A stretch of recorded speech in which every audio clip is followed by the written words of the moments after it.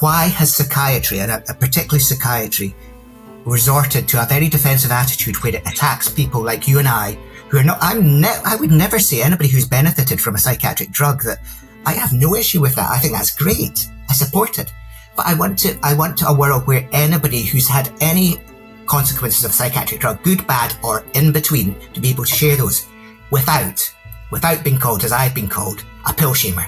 No, I'm not shaming pills. Or as a demonizer, I've been called demonizer, as of other people. Anti-psychiatrists, I see that all the time. I'm so tired of this polarization into psychiatry or anti-psychiatry. No, that's the very basis of sorry, I'm passionate about this. That's the very basis of stigma. And the people, psychiatrists, should know better. Stigma comes from, so these are we are people, like myself, many people who have had bad effects of interventions, given in good intentions. But why should we then be stigmatized again by the very people who say they are somehow got a mastery of stigma, how they understand it, they're the supporters of people's stigma? This is wrong. There's some people out there from raw conscious psychiatrists who should be deeply ashamed. I'm Dr. Josef Witt-Doerring. Today I'm joined again by Peter Gordon, Dr. Peter Gordon here, psychiatrist who was injured by Paxil or Seroxat, depending on where you are, and who has nothing to lose. You know, he's retired and can now lob bombs, safely from his retirement, and does so in a really informed way. And the topic of discussion today is it's really about pharmaceutical industry influence and how it has and how that interacts with key opinion leaders. So these are academics. These are the people that teach the psychiatrists. They're the professors at the universities, and how that relationship results in overprescribing, essentially, or maybe the under recognition of side effects. And me and Peter started talking about this not so long ago when there was actually, I think, an article published in a prominent journal. I think Mark Horowitz was involved in that, James Davies, and they were talking about, I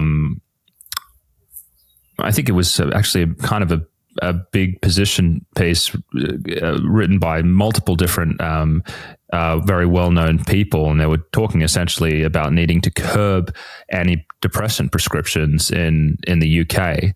And Peter had been sending around a really excellent article on that, which we're going to go into, which he was hoping to get published alongside, and it kind of goes into all of these reasons why overprescription is happening, and how key opinion leaders are involved in that. So that's the introduction. That's what we're going to be talking about. Peter, I'm going to hand it over to you, and I'm going to let you start kind of wherever you liked, because we're going to pick apart this whole issue. Oh, thank you, Joseph. It's nice to talk to you again from rainy Scotland. So I will definitely come. I think the main focus should be, I wrote a piece recently called The Influence of Paid Opinion Leaders on the Prescribing of Antidepressants in the UK. And this was in response to the letter that Joseph has just described that was in the BMJ. It was a letter called, we could put links, I guess, at the foot of this, when this post is, it was a letter called Reversing the Rate of Antidepressant Prescribing. And I submitted a response to this, as I said, about paid opinion leaders in the UK. Why don't I start here then? And I'll come back to, I had a slightly different start, but that doesn't matter. Let's start with this because it's very recent. So this, you'll see here, I submitted 2 responses to the BMJ, and this was in January of this year, 2024. Related to this letter, Reversing the Rate of Antidepressant Prescribing. And I'll just do this off the top of my head. I was very keen to do this because I saw that this letter, and people should have a read of it and make up their own minds, but it attracted a lot of responses in the BMJ, and the BMJ is really a good journal. That's a very good journal, and it has a wonderful interface called the Rapid Responses, which I've been part of for many years. Less so in my retirement. So I submitted a response on the paid opinion leaders, and I had to divide it into 2 parts because the maximum is 600 words.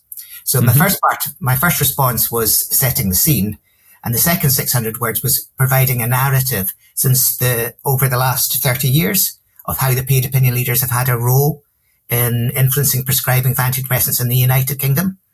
And that came to about 9 bullet points. All of the material was taken from published research or from the public domain. Nothing. There was nothing from websites or blogs or anything like that. It was all from printed material, published material, and all from the public domain. But unfortunately, the BMJ replied to say that after I tried quite hard, and I'm very supportive of the BMJ, but they responded to say they didn't have the resources to check my response, which I'm kind of gobsmacked given that I've had a lot of my material that I've submitted to the BMJ published before without a problem.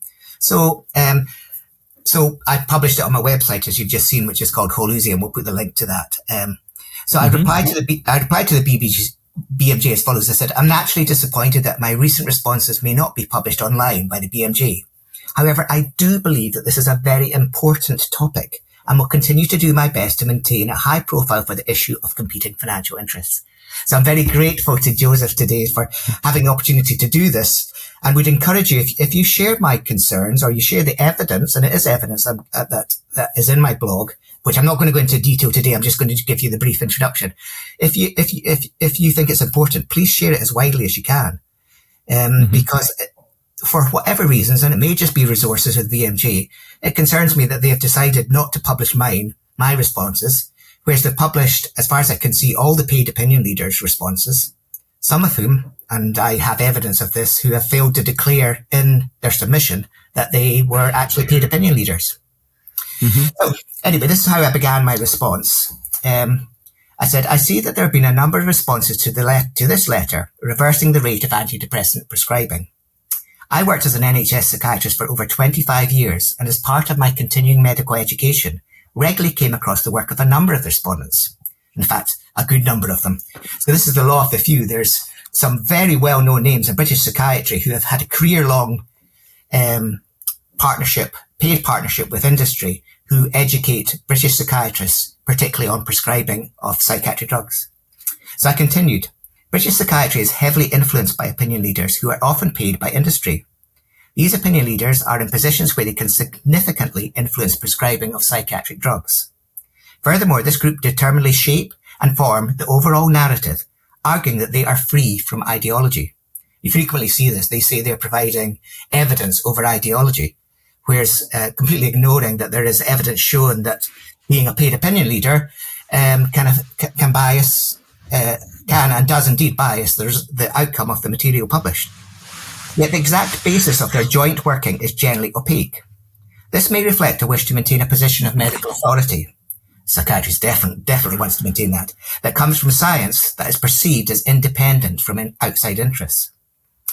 And in my final paragraph was, in October 2018, the editor-in-chief of the BMJ, Fiona Godley, said, and this is her words, published in the BMJ, we don't let judges or journalists take money from the people they are judging or reporting on. We shouldn't let doctors do this either. I would carry that over to academics as well, scientists. Paid opinion leaders, she said, are a blot on medicine's integrity, a blot, and we should make them a thing of the past. So that was written 6 years ago. But I put at the end of my piece, however, the paid opinion leaders who generally control the narrative in relation to psychiatric drug prescribing in the UK continue to be very much of the present. So I'm hoping today, Josef, that we can maybe talk about that. Yeah, I just love that. I mean, I think that's such a good place to start, because what are we talking about today? You know, we're talking about cash going from pharmaceutical companies to academics and in universities for talks or for assistants running to clinical trials, and how these people in positions of power shape the medical education. They shape what goes into the journals. They shape what doctors think are the positions that they ought to have on things and how that all works. And so I think that was such a great introduction, Peter. Let's walk us forward. Start untangling this web for us. How does the money and this relationship start to corrupt medical education? It's a good question. And the first thing I would want to stress is I don't think paid opinion leaders, that general term, are bad people. They are just earning money they've decided to earn money from the pharmaceutical industry. I'm just arguing that the basic principle of transparency is a necessary and essential one for science. And we shouldn't feel guilty about asking for that. Nobody's blaming them. If they feel bad about this, they should surely be supporting sunshine legislation across the world, the Western world, the wide world, to make sure that all payments from industry, whether it's to individual doctors, academics, scientists, lecturers, members of esteemed colleges, that they have to declare these. And the same for payments to universities who do the bulk of research, particularly in psychiatry, and I'm sure in other areas. Yeah. So, and just so people can follow this on, sunshine legislation is in the US, and you can go to ProPublica.com, or it's Dollars for Docs over here, and you can see exactly how much money went from a pharmaceutical industry to a specific doctor. It lays it out per year, and at least that gives you some kind of metric on, okay, what are the relationships like between this person and the different companies? So that's something that happens in the US, but not in the UK right now, correct? Yeah. Yes. Yeah. When I was still working as a doctor, I spent probably about a decade of my life campaigning for sunshine legislation, a law to be introduced to Scotland to make it mandatory for all payments to be disclosed. But I wasn't successful in my petition through the Scottish Parliament, but that's another story. But back to today, I really, if the viewers forgive me, I can talk quite well about Scotland and the UK, but I can't talk in such an informed way about wider world. But the parallels here are very strong. So I want to focus on about who should we be blaming for this? Should we be blaming at all? Or who should we be focusing? And the focus is often on the pharmaceutical industry. But I would like to, now that I'm retired, I would like to focus on my profession. And that would be medicine generally, because this doesn't just apply to psychiatry, it applies to all aspects of medicine. But because I was a psychiatrist, I know most about psychiatry, and I had most of my communications with the Royal College of Psychiatrists. And I would like to look at what they have done. I take a long gap here, or haven't done, in relation to this matter about ensuring, just at the most basic level, ensuring transparency about the involvement of industry in psychiatry and how it influences prescribing in psychiatry, and how it's done that for more than 40 years. So, so back just, this bit, I just need to do a wee explanation. There's been over the years across the world, we've found that medicines prescribed based on short-term evidence there's been over time, real world experience has shown that there's been harms related to those medicines based on longer-term evidence. And in the UK, there was an inquiry set up many, many years ago, probably about a decade ago it started, called the Cumberledge Review. That's after Baroness Cumberledge. And it was for the Independent Medicines and Medical Devices Safety Review, it was called. And it was published nearly 4 years ago. And I want to read out. So the three medicines they were looking were at three interventions: Primados, sodium valproate, which is epilepsy, but also has been used in psychiatry quite extensively, and mesh surgery for pelvic floor prolapse.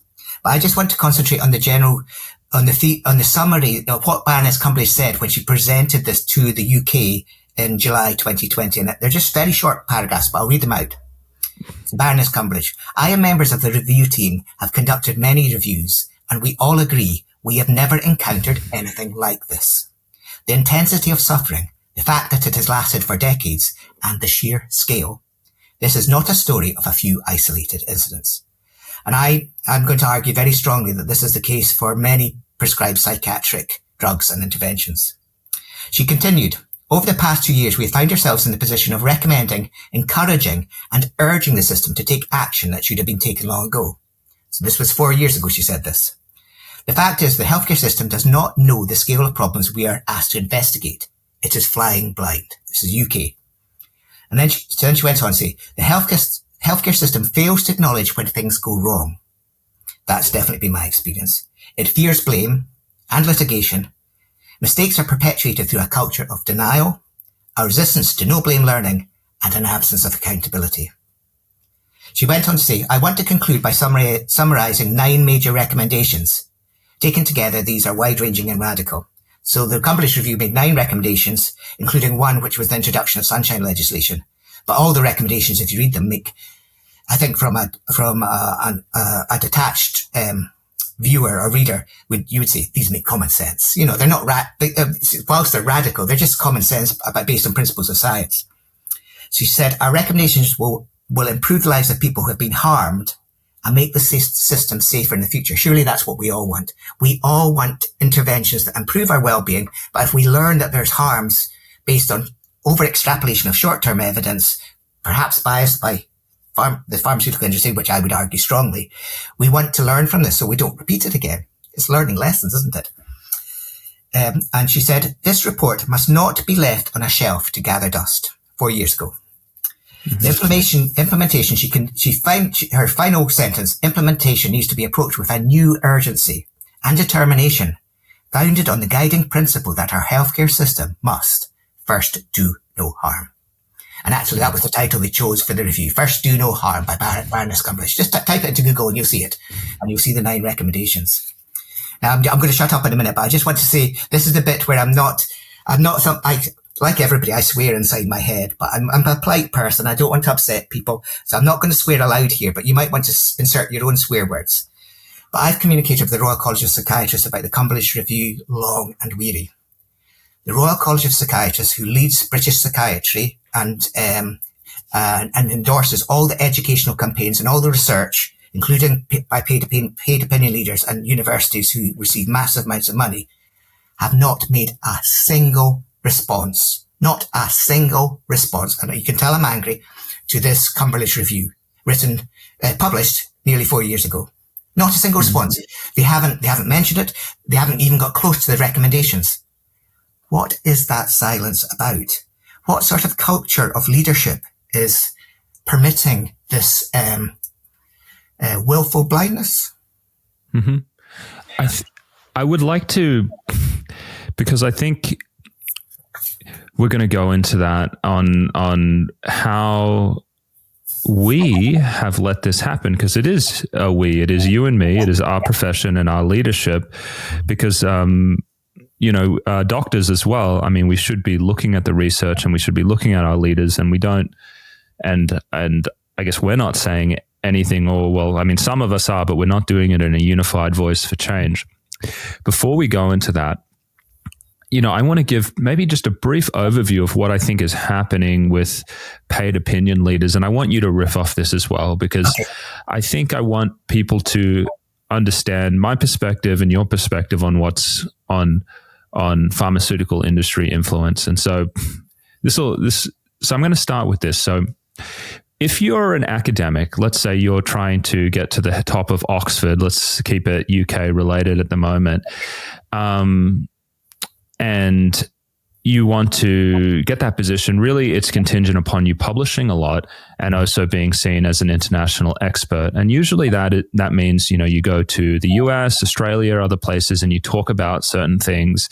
And all of a sudden you have enough publications about depression and enough international speaking tours that you have a resume that would allow you to get promoted. Now, in the academic world, there's a few ways to generate a lot of publications and get conference invitations.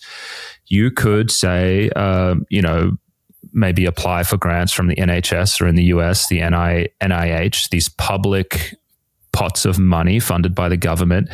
But they're super competitive. A lot of people are going for them, and they don't pay out that well, and it's hard. And there's other various public places and private places you could go. But what we do know is that the best place to get money for research is really the pharmaceutical industry. So there's something that happens where, these up and coming academics, they have a lot of choices. How am I going to bolster my CV to succeed? And then a pharmaceutical industry person will come along and say, why don't you help us run a clinical trial? We want to investigate this new drug. You could oversee it at your site. We'll provide the funding for your institution. I mean, the chair of the department will be happy. Not only that, we'll actually write the protocol for you. We'll answer all the questions you have about it. You're not going to have to develop your own protocol. We'll give you administrative staff. We'll handle data entry. In fact, you just oversee it. You bring the patients, and that's pretty much it. At the end of it, we're going to generate about 7 or 8 or 9 or 10 publications. We're going to have them written out for you. We'll send them to you and your friends to review, and that's essentially it. And we may even have you come and speak at some of our conferences so you can talk about the results of this study. So it's like, if you're trying to ascend to the top of the academic hierarchy, and that's what you want to do, you want to get tenure, you end up being seduced in many ways by these arrangements because they really bolster your CV. And over time, you get bored. Over time, because you want to expedite your career, you say, well, maybe I'm not going to say things that are critical about these medications. Maybe I'm not going to make a big deal if they maybe push the envelope too hard in their publications. I want to be seen as a team player. I want to be seen as someone that's easy to work with. And so you kind of go along with that. And I think eventually you start to believe your own bullshit. You start to, the cognitive dissonance begins to grow, and you're just like, wow, I'm really kind of sucked into this narrative now that these drugs are the greatest thing ever, and because that's what the pharmaceutical industry has to do, they have a commercial agenda to make sure doctors view their products in the most positive light. They will always tilt their publications in that way. And so these academics who are in there with them and now have their names on all the publications, they slowly get sucked in, because to realize the opposite it's almost like, wow, I don't have integrity. I'm not a person of integrity. So I think they let themselves get lulled into this cozy relationship with them to the point where eventually they've been totally groomed. And then when, these disasters emerge over time where some public group will say, hey, these drugs are causing side effects, like the Cumberland report, that these academics, at that point, they're defensive. They're like, no, these drugs are life-saving. These are the greatest things ever. In fact, the people that bring this up, they're Scientologists. They have these biases. They're people who want others to pull themselves up by their bootstraps. They don't really understand mental illness the same way we do. And because they've been able to ascend to the top of their academic posts, through their influence through their relationship with pharma, they actually have a very well-respected voice, because we have a bias that when we see someone who's a professor at Oxford, we go, oh, here's someone who knows something. This is someone who's at the top of a really big institution. We're not going to really question too much how they got there or their beliefs, or maybe even how much clinical work they really do, how connected they are with people. We're just going to assume that they have the right opinions because of the status that post gives them. And so they have this disproportionate influence on the way an entire country or medical system can, view problems. And, because of their position, they can publish things very easily in journals. They really have a huge influence. I'm going to stop there. Peter, I want you to riff off what I said. What did I miss? Is there anything else in there that kind of paints the picture of how this money from pharma to paid opinion leaders ends up, putting them in a place where they can really influence things quite badly? Just riff off that. Yeah. That's an excellent summary, Joseph. And I know it doesn't apply to all people who are paid opinion leaders, but that process is very much, and we're human beings. These are not bad people, but you just get influenced, you get groomed, you get enticed through. And the thing I would add would be, at least in the UK, and I suspect this is okay, it's one of the previous presidents of the Royal College of Psychiatrists said, when she was president, this was President Wendy Byrne, it's on record, said that most UK psychiatrists are not influenced by the pharmaceutical industry. And I responded to her on my, I responded on my blog to this saying, well, that's true in a way. Directly, they're not, they don't work with industry. Most of my colleagues didn't work with industry. I didn't work with industry. But the influence, it comes through paid opinion leaders, by and large.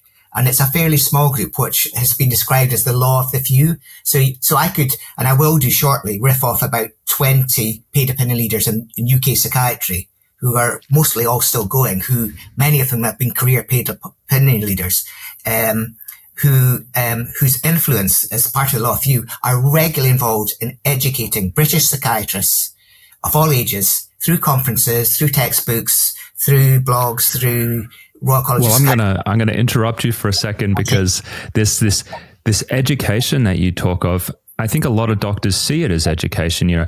I'm going to read something in a medical journal or go to a conference, and, it's going to be a report on a clinical trial, or it's going to be a rebuttal piece about something. This is, they think of it as education, but a lot of it actually gets generated from industry behind the scenes. And again, there's always, any time it has a link back to industry through the paid opinion leaders who are in a relationship with them, it's actually marketing. Yeah. And so this is the main thing that I think a lot of doctors, and I didn't realize for a long time, that a lot of stuff that you hear in conferences or even in peer-reviewed journals, which are supposed to be objective and non-biased, it's actually marketing. It's an agenda to get physicians to see a drug in the most positive light. Yeah. Yeah. When I was doing my sunshine, look at trying to be an advocate for sunshine legislation, I used to have a banner which said, no marketing in science. Surely that's not controversial. But I'm afraid marketing is extensive in UK psychiatry, which I can talk about confidently.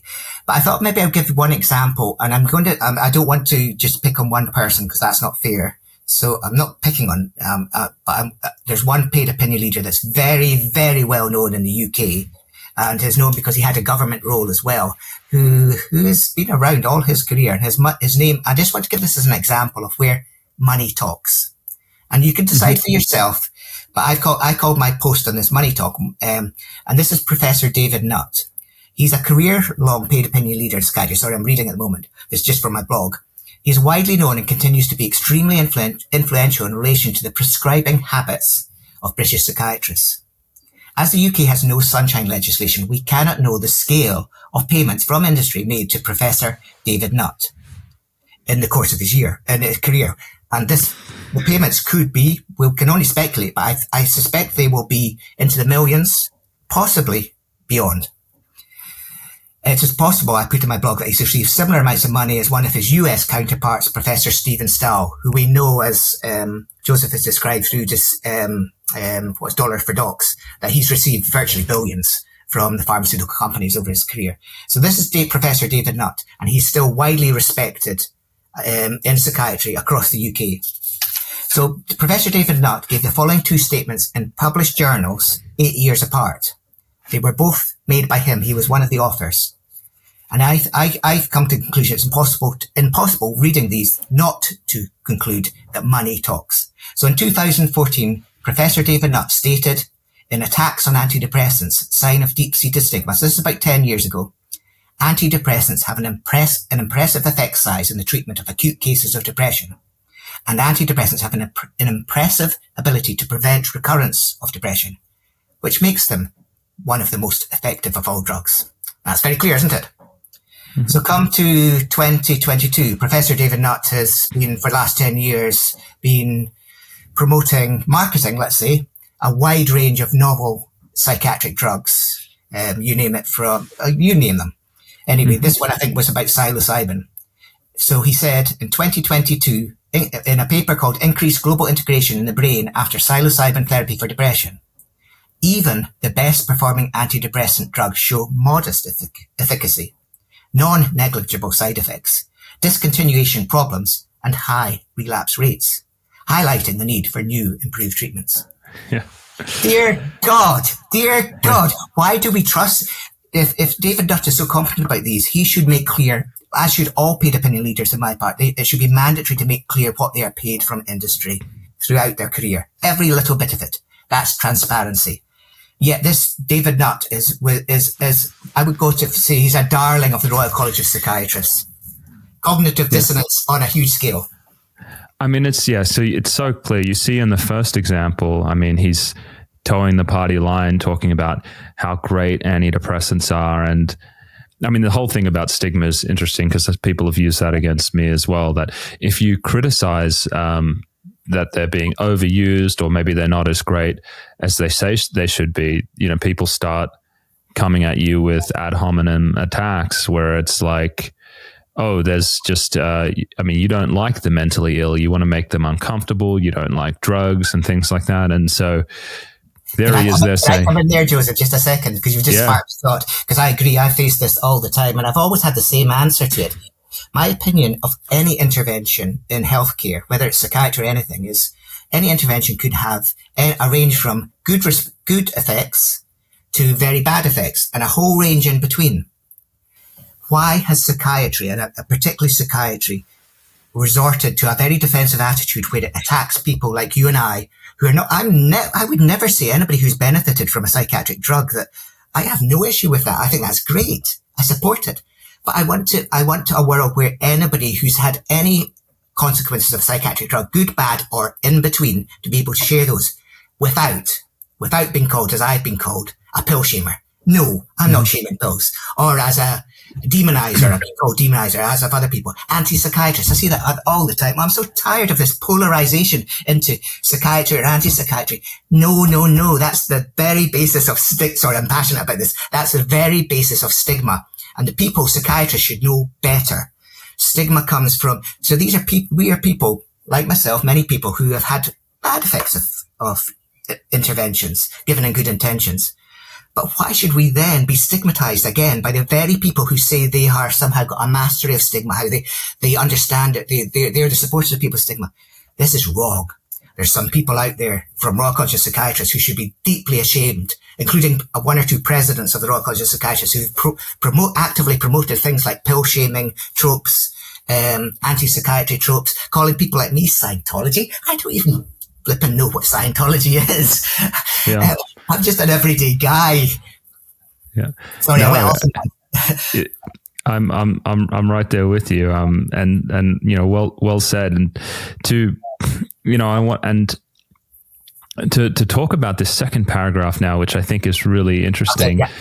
It's like you can see, you know, now antidepressants aren't that great, you know, modest efficacy, side effects, discontinuation problems, you know, really not that far apart in time, and highlighting the need for new and improved treatment. It's like his complete position on them has flipped. And I don't think anything's really changed since 2014 and 2022, except that he's kind of warming the market up for psychedelic medicine. Which seems like, yeah, now he's kind of being paid to do that.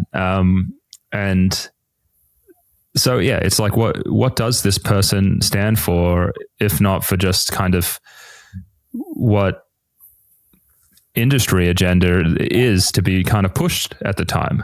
Yeah. And just at this point, I would and this will be my brief bit, because I wouldn't want to isolate Professor David Nutt, and I'm not accusing him of anything. I'm just saying that I'm just commenting on published statements he's made. But in terms of UK psychiatry and the British, I'm really, really disappointed with the Royal College of Psychiatrists. And disappointed is a very mild word. They have done, there's a term in Scotland called diddly squat, which basically means you've done nothing. The Royal College of Psychiatrists have deliberately done nothing about this issue, and having known about it. So I just want to list through, and it'll be very quick, about how the influence at the Royal College of Psychiatrists level. So just a couple of years ago, the Royal College of Psychiatry editor, and also the editor of the British Journal of Psychiatry, a new editor was appointed. This is a paid opinion leader, who's known around the world as a paid opinion leader. No mention of that made. The Royal College of Psychiatrists has a psychopharmacology committee, highly influential in terms of the prescribing habits and the education of British psychiatrists, and on the education of British psychiatrists on prescribing. 3 times in a row, for a 3-year period each, the chair of that Royal College of Psychiatry committee, on psychopharmacology committee, has been a career-long paid opinion leader. Right, I'm just going to name some of them, because they're out there and people will come across them. Again, I'm not saying they've done anything wrong. I'm just saying that there is evidence in the public domain that these are paid opinion leaders. We just don't know how much they've been paid. Professor Alan Young, Professor Oliver Howes, Professor Guy Goodwin, and Professor David Nutt. Now, Guy Goodwin and Professor David Nutt were on a highly respected BBC investigative documentary series called Panorama. Anybody in the UK will know about Panorama. And the title, this was in 2014, so 10 years ago. And they were the 2 doctors featured, and they were filmed marketing medicines at a European conference. And the program was called Who's Paying Your Doctor? But the point I'm making here is 10 years on, it had no effect on their future career. In fact, they're still generally considered within psychiatry, maybe wider, as the leading experts in prescribing. So I'll just do a few more. Prof. David Baldwin, who started the Defeat Depression campaign, Professor Carmine Parianti, Professor Hamish McAllister Williams, Professor Linda Gask, Professor Peter Haddad, who was one of the many people, along with Prof. Alan Young, who was part of a series of discontinuation conferences fully paid by industry, who, this was many, many years ago, over a decade, who decided to minimize withdrawal effects from psychiatric drugs, particularly antidepressants, and call it discontinuation syndrome.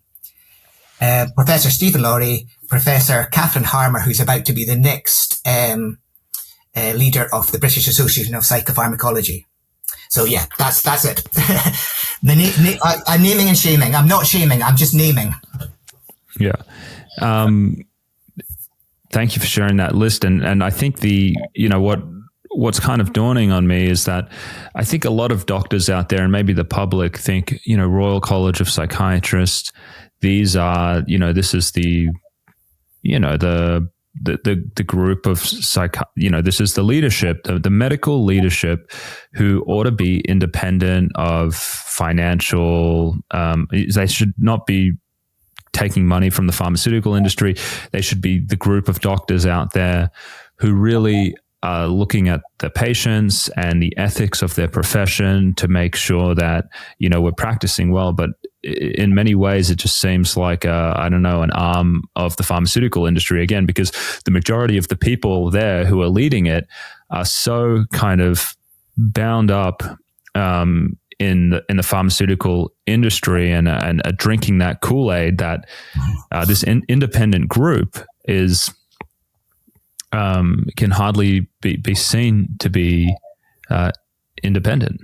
Yeah, they're not. And like many, the Royal College of Psychiatrists, like the other colleges in the UK, for surgery, medicine, etc., they're described as a charity, which limits how much information you can get from them through things like freedom of information law, but they do receive significant revenue directly from the pharmaceutical industry, as we now know, and it's been reported in the BMJ. But also they make a huge amount of money, and it is a huge amount of money, from their annual international congress. Now, I should stress you that the people that are at this annual international congress, which gets thousands of visitors on foot, but also is promoted through other forms of media. But the people who are speaking at that are not paid to speak at that venue. But what is important to know is that a significant number, and particularly in relation to prescribing, they are paid opinion leaders who have been paid opinion leaders throughout their career. And those people visiting that venue will not necessarily know that. They won't know the scale of those payments. And when you come down just to your average punter who goes to your primary care doctor or your secondary care doctor who gets prescribed a drug, there is no way that punter is going to know, wait a minute, my doctor was educated by a paid opinion leader who is probably promoting their latest drug, or who more likely, as you described, present the positives than the negatives, who's very unlikely, as psychiatry has continued to say, is that most of the evidence is short-term by pharmaceutical companies, short-term evidence, 8 to 12 weeks. But the majority of people taking psychiatric drugs take them for much longer than that now. Why is it so wrong to be asking about this? And the Royal College of Psychiatrists have stonewalled this issue.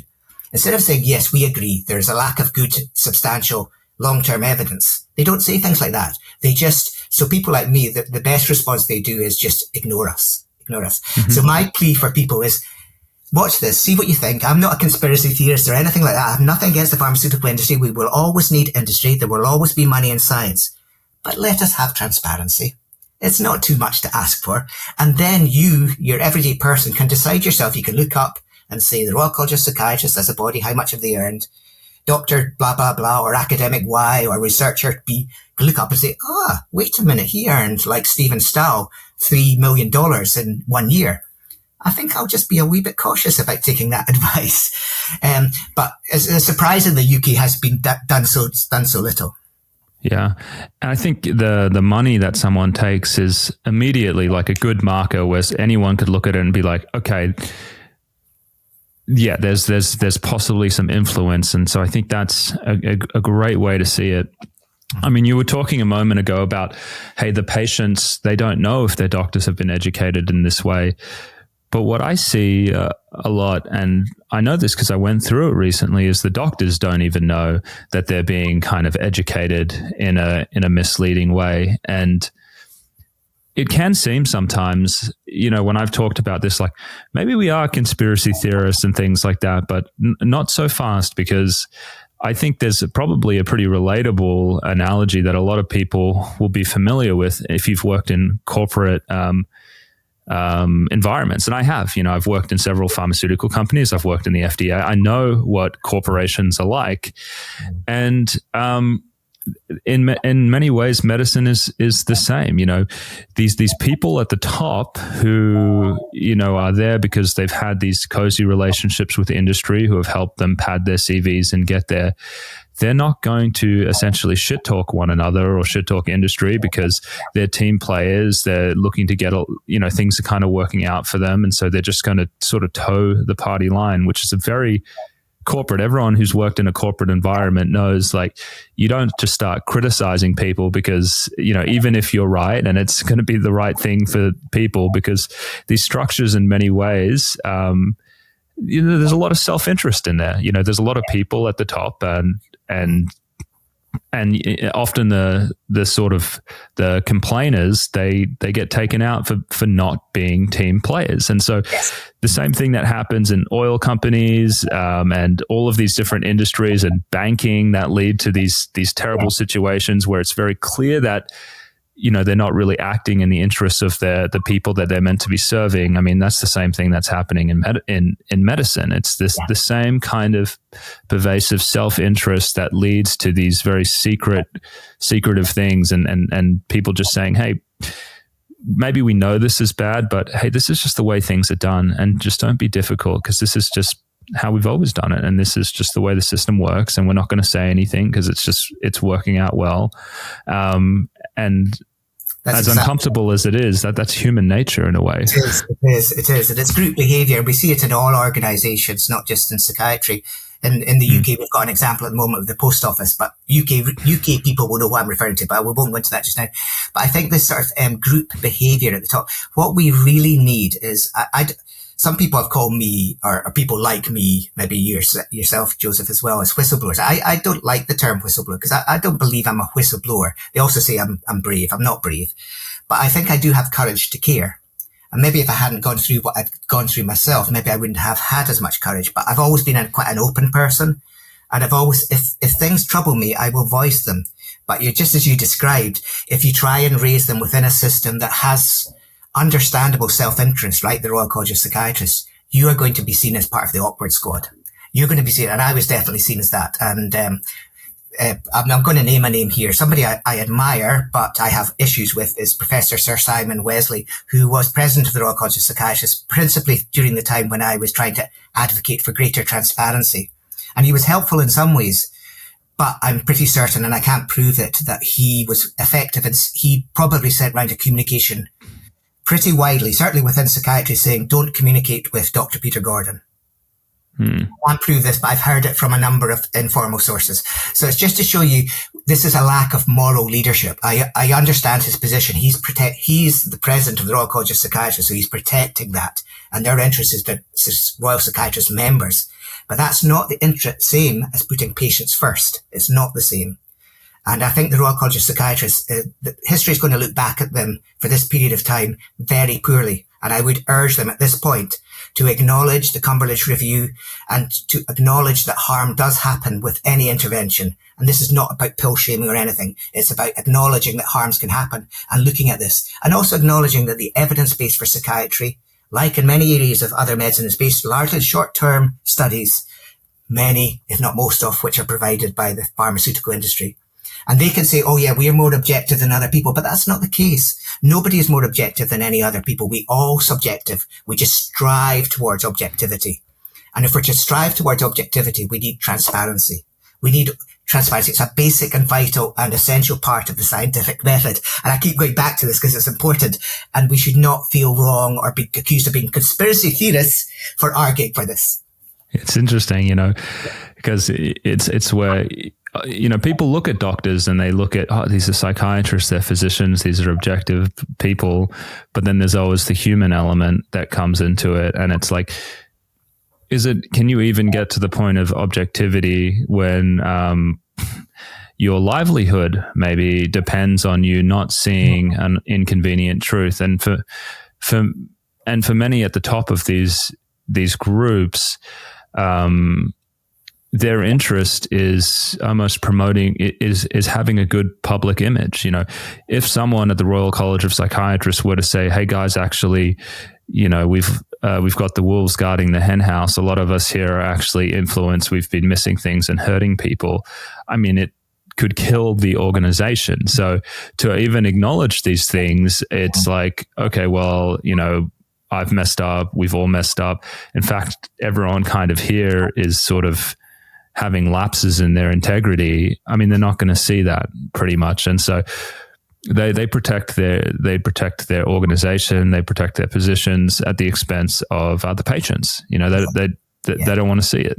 Yeah. Exactly. And it doesn't mean they're bad people, but I think moral leadership is a different thing from being good or bad. That's stupid bipolar. I think most of these people, their intentions are good. They got into leadership positions because they want to do the right thing, but it's just exactly as you described, that there are those tensions that stop people bringing changes to the system. But you can bring changes by being more open and honest about these things. And I would argue that it's better to do that when you can rather than later, because otherwise you get into this habit of hiding stuff, using your expanded media teams to present the rosy picture, not talk about any of the negative stuff. But then at some point you're going to get, and I think this is definitely happening with psychiatric treatments, which have a place and can be good and can, I wouldn't use the term life-saving, but they can be, they can literally save some people's lives, and I'm happy for them that that's been the case, but they can also cause harm.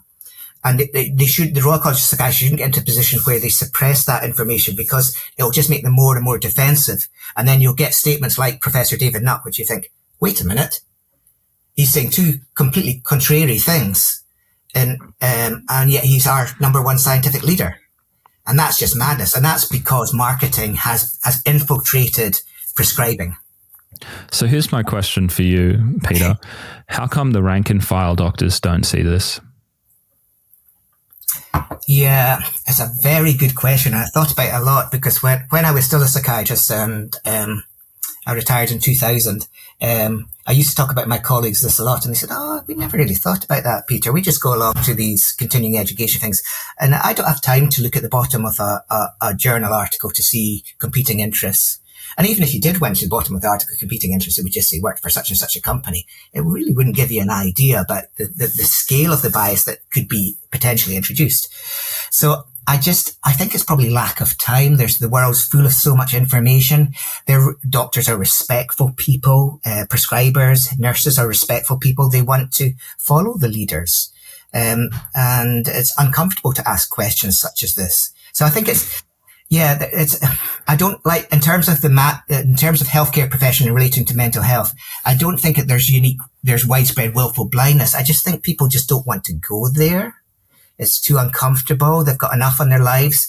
They want to be doing their best right now for people. And I think there's a big thing in terms of humanity wide is we tend to like quick fixes. Short-term evidence is sufficient for, I want to feel better. And you can understand that if you're feeling shit, if you're depressed or you've got really crazy psychotic ideas, you're wanting to feel better, and psychiatric drugs can make a difference here. But the question, that doesn't mean to say that these drugs in the longer term, and drugs that you may find that you've become dependent on, physiologically dependent on you, and you can't stop. We should be explaining to doctors, in my opinion, a very basic thing we should be explaining to people of all areas of medicine is, we've got short-term evidence for these medications that run up to 8 to 12 weeks. The evidence isn't particularly great, but they might make a difference to your well-being right now. But you need to know it's a leap in the dark about knowing about the longer-term effects of medications, including both the positives and potentially significant harms. Was that you, Peter, before you got hurt? Were you one of these doctors that was kind of just going with the flow, I'm worrying about my family, I've got my job, things are going kind of fine. And it was just like, yeah, why not trust Professor David Nutt and these other luminaries in my field and my senior colleagues? Do you identify kind of with that prior to tumbling down the rabbit hole with your own drug injury? Yeah, I'm still stuck on Seroxat, and I'm scared to get off it because it's a hellish drug, and it's catching up with me. I'm getting old when I'm only in my mid 50s. I don't want to go into all of that, but I can't stop it because I'm physiologically dependent. And I had a nightmare. This was in our previous interview. I had a nightmare in 2005, and I put my wife and family through hell. And I just don't, I'm terrified of going there. And people have said to me, oh, you don't have balls, Peter. Just try and reduce it gradually over a couple of years. Well, given I've been on this drug for 25 years, I think I would probably, I know I would have a hell of a time. But yeah, that was me. I was a junior psychiatrist at the time when Seroxat, Paxil, paroxetine, had just recently been licensed for social anxiety. And I went to my GP. I wasn't sleeping particularly well. I had my membership exams, which I passed first time, and had wee babies. And she said, oh, why don't you take this new drug? It's great. You know, it's called Seroxat. It's been licensed for social anxiety disorder. And that's a decision I will regret for the rest of my life. I took it in good faith. The doctor prescribed it to me in good faith. The people promoting it in Europe were two paid opinion leaders, Professor David Nutt and Professor David Baldwin. They're not bad people. They were doing what they thought. They were paid to do their role. But I would think many people who have been on Seroxat, particularly as long as I have, would tell you what hell it's caused our lives. We do our best. I particularly do my best just to not talk about it. I just try and get on with everyday moments as best as I can. But I don't sleep. I have urinary problems. All aspects of aging have got worse. I sweat a lot. I get flushed. All these sort of things. And I knew many of those symptoms I experienced from day one. And I thought, oh, well, that's okay. This is going to help my anxiety. I'll probably just be on it for a few months. But when I tried to stop it 3 months later, I thought, flippin' heck, I don't feel well. And I said to my wife, who's a GP, I think this has got something to do with Seroxat. And she said, I think so too. And then after that, I started saying to my colleagues, I think this drug is I think I'm physiologically dependent drugs. And they say, don't be daft, Peter. It's not that. These antidepressants are lightweight drugs. They don't cause things like, dependence. I said, I'm not addicted to it. I don't want to take it. I said, but when I try to stop it, even when I use it slowly, I feel like shit. And so that's where I began. So that's my background narrative. Yeah. I feel like there's a real crisis. I mean, I think there is a growing crisis of confidence in our institutions. I think, after 2008, people looked at banking differently, looked at, real estate. And I also think that things are happening in medicine as well now, where it's almost like people are seeing behind the veil. And for a long time, probably in the UK, and I definitely in the US, particularly among the boomers, is what I notice in my practice. There's a lot of respect for medical professionals, especially in the older generations. They view them as independent, objective, patient always first. They're not bought. These are people that used to come to my house. These are people that would grind away 80-hour weeks, and they really cared about you. And a lot of people still have that perspective, especially the older ones. And I'm seeing that kind of get whittled away slowly, where we've got the rise of functional medicine happening now. We have much more holistic therapies. And I think it's because people get the sense that about what you had mentioned with other doctors, and the US is also takes it a step further because everyone's in debt when they graduate, sometimes $200,000 to $300,000 in debt, and they end up in these private equity run outpatient clinics where they have 15 minutes for follow-ups, maybe 40 minutes for a new eval. And the patients can feel it. They feel that the doctor is not really invested in them as a person, and that they're kind of getting them in and out. And they go, there's just something not quite right about this. They don't know what it is. Everything that they've heard from their parents and society is like, oh, trust the doctor. The doctor's really objective. But man, it doesn't feel like that down in the gut. It does start to feel like you're kind of just getting kind of churned through a system, and people are waking up to that. And unfortunately, I don't really see anyone in my, many people in my profession of psychiatrists, or even in medicine at large, saying, hey, we're really, we've lost our way. We don't have that same, we were losing our reputation by letting these private equity groups and pharmaceutical companies pull us away from our stated mission. Yeah. Yeah. It's a big issue. It's a big issue. And the one thing I would add is, I think after our last interview, I've had a lot of people get in touch with me saying, "Oh, I've had similar problems." And I always say the same things. Look, I can't give you any medical advice, and I wouldn't even when I was a doctor, but I can be your friend if you want. But a lot of them say, I've heard quite a lot of times, more recently anyway, this is in the UK, oh, my young psychiatrist really gets me, and they finally believe that I've got a problem with dependence and withdrawal from my antidepressant. And they're cool. I got a message from a chap saying that they're cool. So I think there maybe is a change in the younger generations are beginning to accept that there's this issue. And that's down to people like yourself and David Healy and Mark Horowitz and many others, Mad in America, Mad in UK. Yeah, no, it is. I think so. Or maybe it's David Nutt who's kind of, trying to ready the market for psychedelic therapies. Oh, yeah, you might. That's a scary thought. Yes. Yeah, there's this terrible quote that it's like, science progresses one funeral at a time, right? Where they talk about just the older generation dies off and, things change and the people at the top who were invested in the old way of looking at things have gone, and it kind of opens things up. And what will be really interesting with the psychedelics now is that I think MDMA has its approval date in August, potentially, after the FDA reviews it. They'll have their advisory committee in June. And so what that will mean is if it gets approved, there's going to be a huge shift in psychiatry in the US, potentially even the world, where there's going to be a new therapy out there where it's not daily meds anymore. It's like you're going to take this and you're going to do some therapy, and then there'll be a change, and maybe you'll do it, maybe, I don't know, 4 times a year if you need to. Who knows how much you'll do it, but it'll be a big shift. But the thing that I think is going to be most interesting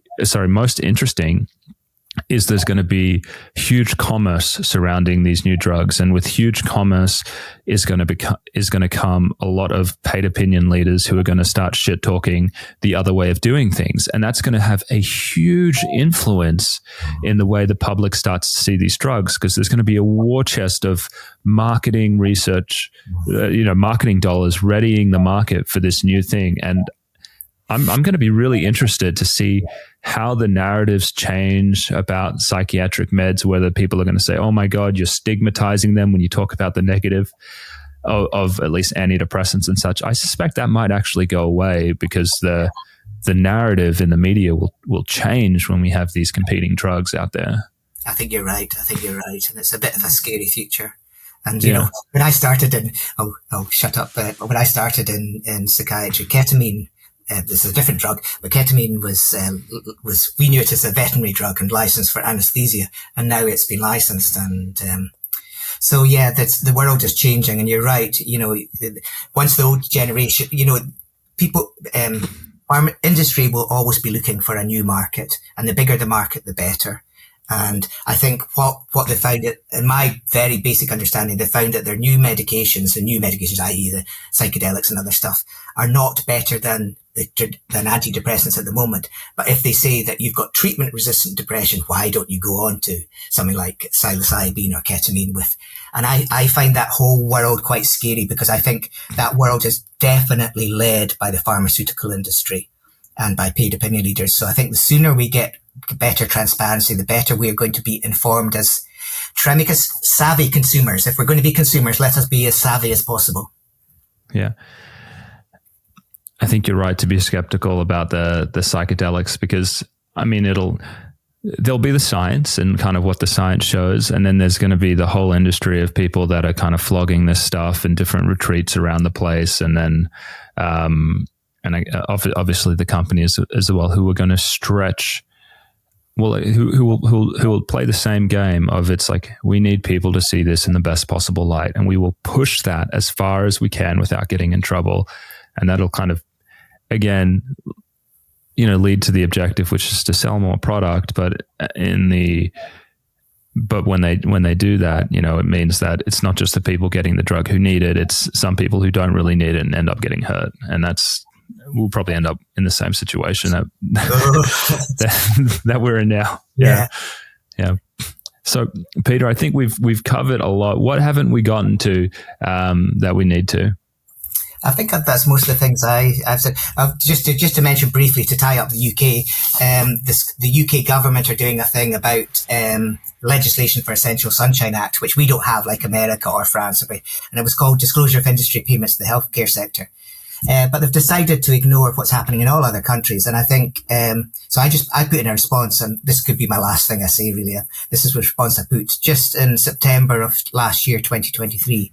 The conflation of marketing with science is costing lives. It is ruining lives. Take just one example, dependent drugs taken as prescribed, not just painkillers, but also most psychiatric drugs. The cost of country will be huge and become ever greater as more and more people find themselves dependent on drugs taken as prescribed. This UK consultation, so they've already set the parameters. They gave options, but the options weren't include essentially what is sunshine legislation. Even if the options are implemented in full, will leave the UK one of the least transparent countries in the world. So this is where we need the Royal College of Psychiatrists and doctors shouting up saying, no, this isn't acceptable. We need sunshine legislation. So at least we can be a bit more transparent. For a single central searchable database where you can type in any name, any university, academic, scientist, doctor, nurse, prescriber, social media influencer, and say how much were they paid by the pharmaceutical industry or any industry, any device makers or corporate entities. So the UK is lagging.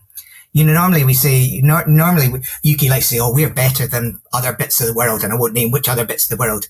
But in this case, we're doing crap. Yeah. So I'm afraid I want to be positive. I wanted to end with a positive note, but I don't think I can.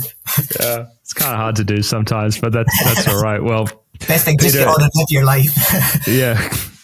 Peter, thank you so much for coming on. I'm sure you'll be back again as you keep on sending me really great articles. Give your blog a shout out. I love it, and make sure people know how to find it. Yeah, it's quite a complicated name, and don't be put off by the name. It's called Holusia, which is it's all one word. It's H for Harry, OLEOUSIA. If you just type that in, you'll get to my blog. And it basically means that it's not an alternative blog. It's not complementary medicine, anything like that. It's a blog that covers, my main aim is to combine arts and sciences topics in one blog. So that's essentially what Holusia means. In what language? It's Latin. Latin. Okay, great. Yeah. All right. Well, Peter, thank you so much for coming on. Have a lovely day, and thank you. Yeah, you good take to talk care. Again. Yeah. Okay. Yeah. Take care.